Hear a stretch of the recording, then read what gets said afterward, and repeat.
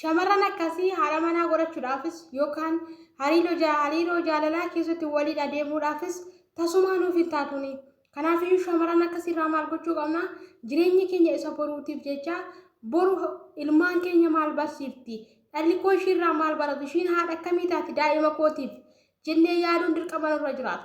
Kanaafiyyuu jireenya keenya isa boruutiif nama tokko abdachuuf immoo shamarran akkasiirraa baay'inni fagaachuun nu barbaachisaa jechuudha.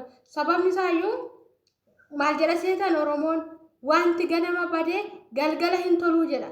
Wanti tokko jireenya keenya keessatti ijoolleen ganama qimmiidhaadhaan hin tolle gara guyyaa yookaan gara galgalaa keessa fayyuu yookiin deebuu hin danda'amu ni taasifama jechuudha. Kanaaf shamarran akkasiirraa maal gochuu qabna? Fagaachuun nurra jiraataa jechuudha. Yoo yaa harka fuunee akkam jirtu warri mana kanaaf haaraa taatan laayik gochuu hin dagatinaa. Har'as akkuma gisee kaanii viidiyoo biraa walitti deebinee jira. Hamma dhumaatti na waliin tura. Ceesisa booda walitti deebina.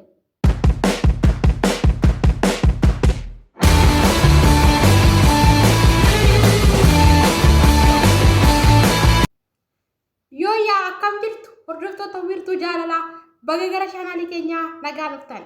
Egaa har'as akkuma gisee kaanii mata duree haaraadhaan isiniif deebi'ee jira. Kanaafiyyuu warri mana kanaaf haaraa taatan subscribe gochuun maatii keenya ta'an nutti dabalamaa. Akkasuma immoo laayik godhaa viidiyoon keenya yoo isin tole immoo hiriyoota keessanii sheer godhaa isin jechuun barbaada. Har'as mata duree biraatiin deebi'ee jira. Egaa shamarran akkasiirraa fagaachuun sirra jiraataanii. Shamarran akkamii? Shamarran amaloota arfan kana qabdu irraa fagaachuun dirqama sirra jiraata. Jaallattee osoo hin taane dirqama keeti jechuudha. Kanaaf hamma dhumaatti na waliin tura tokko waliin ilaalu. Tokkoffaa shamarran yeroo si barbaadde qofatti argamtu. Shamarran yeroo si barbaadde qofatti argamtu jireenya kee boruutiif siif hin taatuuni. Sababni isaayyuu shamarran yeroo ofii si barbaadde qofatti argamtu faayidaa irratti kan hundoofte malee jaalala dhugaa yookaan siin boru abbaa daa'ima gaarii naaf ta'a. Abbaa manaa koo boruuti inni kun jettee wanta si abdatu tokkoyyuu hin qabdu jechuudha. Shamarranii yeroo ofii qofa barbaaddetti gara kee dhuftu ishii duuba nama meeqatu akka hiriiree jiru beeki. Si malee ishiin 5 yookaan 6 qabdiini. Gaafa rakkoon tokko ishii quunname gaafa waan tokko barbaadde dhabde yookaan maallaqa yoo dhabde yookiin hiriyoota ishii bira ba'uuf yookaan hiriyaa ishii isa tokko bira deemuuf gaafa dhabde maal gooti shamarranii akkasii si barbaaddiin. Kun immoo haala irratti hundooftee yoo ati qabeenya qabaatte qabeenya keessi saamuuf yoo maallaqa qabaatte maallaqa keessi saamuuf yoo akkasuma immoo namni biraa si jaalate jiru yoo tokko yoo jiraate qinaatii yoo ishii qabe amala akkasii yoo of keessaa qabaatte shamarranii yeroo ofii ishii si barbaadde qofatti mul'atti. Hariiroo jaalalaa keessatti immoo namni tokko hariiroon jaalalaa nama lama gidduutti wanta gaggeeffamudha. Kanaaf inni tokko hafee ishiin tokko mul'achuun hin danda'amu. Lamaan isaanii waliin ta'anii waliin mari'atanii itti adeemamu. Kanaaf ishii yeroo ofii si barbaadde qofatti argamti yoo taate yeroo ati ishii barbaaddutti argamtu yoo taate yeroo fedhii ishii qofa argamti yoo taate sun immoo jireenya kee gara boruutiif si adeemsisuu hin danda'u. Sababni isaayyuu dubartiin gaafa gara kee dhufte yookaan gaafa ofii ishii qofa si barbaaddee argamtu yookiin maallaqa si gaafatti yookaan wanta ta'e si gaafatti. Sun immoo gaafa ati waan ishiin barbaadde sun ishiidhaaf guutuu yoo dhiifte immoo maal gooti? Si dhiistee deemuu dandeessi. Kanaaf shamarran yeroo ofii ishii si barbaadde qofatti argamturraa maal gochuu qabda? Fagaachuun sirra jiraataan. Inni lammaffaa shamarran dhugaatii garaagaraa suusii garaagaraa qabdu. Shamarran dhugaatii garaagaraa yookaan suusii garaagaraa qabdu gaa'ilaaf ta'uu hin dandeessu. Sababni isaayyuu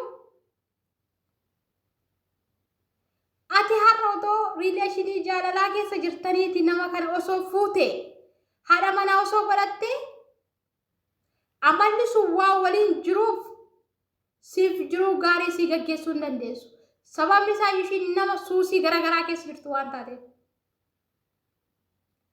Kanaafi hariiroo jaalalaa keessatti dubartii suusii garagaraa qabdu irraa fagaachuu qabda. Yoo si danda'ama ta'e akka hiriyyummaatti itti siqii, jaalala osoo hin taane akka hiriyyummaatti itti siqiitiin waan keessa jirtu sun keessaa akka ishiin baatu gorsi. Poolaayitiitti siqiitiin erga gorsitee waan sun keessaa beebirii jirtu sun keessaa yoo ishiin baate boru si galateeffattee nama haadha daa'ima gaarii sii ta'uu dandeessi. Kanaafi dubartiin tokko osoo ishiin suusii garagaraa keessa jirtu suusii lejjiti yoo ta'e, hin qaamti yoo ta'e, hin dhugdi yoo ta'e, suusiidhuma jala hin hojjetti yoo ta'e, osoo ishiin kana keessa jirtu hariiroo jaalalaa yookaan gaaffii jaalalaa ishee dhiyeessitee gara hariiroo jaalalaatti waliin seenii. Kana jechuun har'a galgala isa tokko faana dhugdi, boru nama biraa faana dhugdi, guyyaa itti aanu nama biraa faana dhugdi. Namni tokko immoo jireenya isaa keessatti suusiidhaan gaafa qabamu haa dhugus wanta barbaade haa hojjetu. Suusii suniin gaafa qabame yeroo suusii sun yookiin dhugaatii haa ta'u yeroo dhugetti machaa'uu jira. Machaa'uu sun keessa immoo arraba ofiillee darbuu jira. Isa keessa ejjuullee jira. Wantoota hedduutu gaggeeffama. Namni suusiidhaan qabame hamma suusii sun keessaa bahutti wanti inni godhe tasumaa hin beekamu. Wanti inni hin godhin hin jiru. Kuni yookaan achi keessatti ejjuu danda'a, nama arrabsuu danda'a, maatii isaa arrabsuu danda'a, hawaasa naannoo jibbamuu danda'a, ilma abaluu, intala abaluu jechuu danda'u. Kan dhiiraa hamma tokko rakkoo hin qabu. Garuu dubartii suusii garagaraatiin qabamtee gara gaa'ilaatti seenuun baay'ee ulfaataadha. Siif boru haadha daa'ima gaarii siif hin taatu. Sababni isaayyuu daa'imni kee maal baratu ishiirraa? Daa'imni kee maal akka isaan baratan ishiirraa? Maal barsiisaa jirti ilmoo ishii?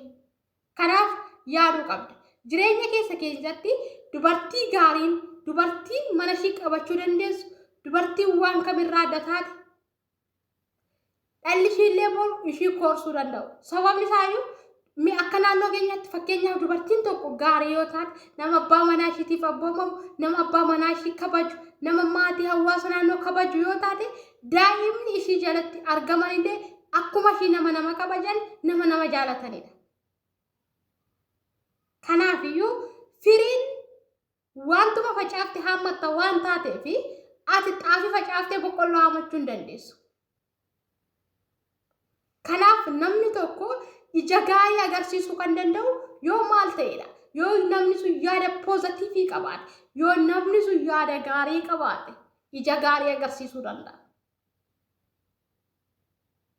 Kanaaf dubartiin mana keessatti gaarii yoo taate, dubartiin mana keessatti abbaa manaa ishee kabaju yoo taate, dubartiin mana keessatti waan hundarraa bilisa taate firii deemiidhaan jiraatti yoo taate, daa'imni ishee jalaa dhufu sunis ilmi yoo ta'e kuma barata durba yoo taates sanuma baratti. Kanaaf dubartiin daa'ima irratti gahee guddaa qabdi. Daa'imni waan haati gootu gooti. Maal jedha Oromoon gaafa mammaaksu ijoolleen garaa jala haadha fakkaattii jedha. Kana jechuun oolmaan dubartootaa baay'inaan daa'ima faana waan ta'eef waan haati gootu irraa barachuu danda'u.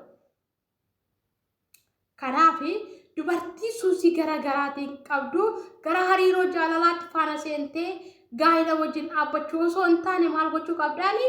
Yoo dandeesse hamma nama tokkotti siqtee gorsitee bifa obbolummaatiin gorsitee kaatee gaafa namni sun suusii sun keessaa bahe gara riileeshinii jaalalaatti siqu. Hin dandeessu taanaan immoo maal gochuu qabdaani? Hin dandeessu taanaan immoo maal gochuu qabdaani? Irraa fagaachuu sirra jiraata. Akkas. Inni sadaffaa dubartii haadha ishee fi abbaa ishee hin kabajne. Dubartiin haadha ishee fi abbaa ishee hin kabajne akka macaafa quddusiittis macaafa qulqulluun maal jedha?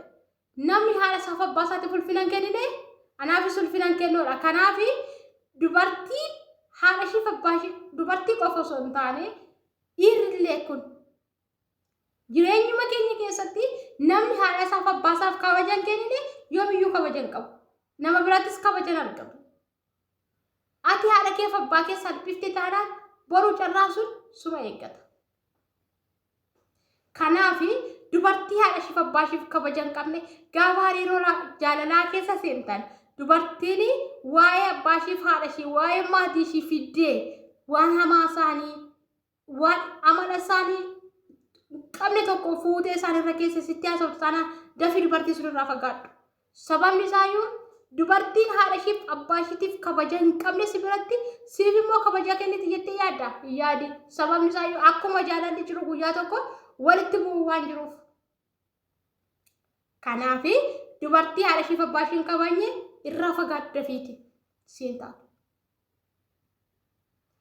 Inni arfaffaa fi inni dhumaa dubartii amantii ishii irratti cimtuu hin taane yookaan dubartii amantii hin qabne. Namoonni tokko amma jiru. Isa kana keessaas hin sirbu. Gara beentee gaafa argan immoo faarfatu. Musliima gaafa argan immoo sharraxatanii adeemu. No. Kuni bakka sagal dhaabbachuudha. Luka lama qabaataniif muka lama qoran jedha Oromoon. Kanaafi dubartiin tokko cimtuu kan ishiin taatu yookaan dubartii tokko boru jireenya koo gaariidhaaf naa taati jettee kanatti yaaduu dandeessu. Dubartii amantii qabdu. Wanta feete taamantu. Dubartiin amantii qabdu karaa amantii ishiitti cimtuu taati. Amma baay'ee namoota yoo ilaale TikTok kanarratti ganama yoo sirbite galgala hin faarfatti. Guyyaa immoo lallabdi. Gara sa'aatii waan ta'e keessa turte immoo hin boossi. Yookaan immoo quraana qaraati. No, kun dogongoradha. Dubartii akkasii dubartii bakka dhaabbii tokkicha hin qabne irraa siqi. Maaliif jennaan kuni soorfee kana yoo fakkaate suni soorfee sun yoo fakkaate kuni soorfee sun yoo fakkaate boollatti si darbatti boolla dhaqxee ati nama amantii kee irratti cimaa yoo taate maal gooti boollatti si gatti dhaqxeeti. Kanaafi dubartii amantii hin qabne dubartii amantii ishee irratti cichoomtee dhaabbanne irraa fagaadhu. Si dubartiin amantii isheetti cimtuu hin taane yookaan dubartiin amantii isheetti cichoomtee hin dhaabbanne siis amantiitti cimaa ta'e maal gooti hin kuffistiin. Hewaanii fi Addaam gaafa jannata keessa jiranii maal goote Hewaan ija mukaa kana hin nyaatiin jennaan nyaatte. Jannata keessaa gadi isaan darbachiifte. Sababii Hewaaniin Addaam illee ba'e. Kanaafi dubartiin amantii isheetti cimtuu hin taane yoomiyyuu taanaan baay'ee namarratti gufuu taati. Dhugaadha immoo kun. Kanaaf dubartoota amala akkasii qaban irraa maal gochuu qabna? Fagaachuu nurra jiraata. Jireenya keenya isa boruutiif jecha fagaachuu qabnaan. Maaliif jennaani? Gaafa dhaabbannu dhaabbitii keenya yoo toshanne galmi keenya inni booda bakka guddaa ga'uu danda'a. Nuti har'a bakka hin taane yoo dhaabbanne muka jijjigaa tokko argine muka jijjigaa tokkotti hirkannee yoo dhaabbanne maal ta'a mukti sun nu fudhatee jiguu danda'a. Garuu immoo muka ijjisaa jabaate tokkotti yookaan muka achi socho'uu hin dandeenye tokkotti yoo hirkanne maal taana? Uumamnee ta'uu hin dandeenyu. Isinii galee kanaafi gaafa dubartii yookaan hariiroo jaalalaa keessa nama tokko faana seennu shamarran amala akkasii hin qabne irraa maal gochuu qabna? Amala akkasii qaban irraa jabaannee fagaachuu qabna. Kanaaf viidiyoon koo har'aa kana fakkaataa. Yoo isinitti tole hiriyoota keessanii sheer godhaa. Amma dhumaatti waan dhaggeeffattaniif galatooma. Bye bye.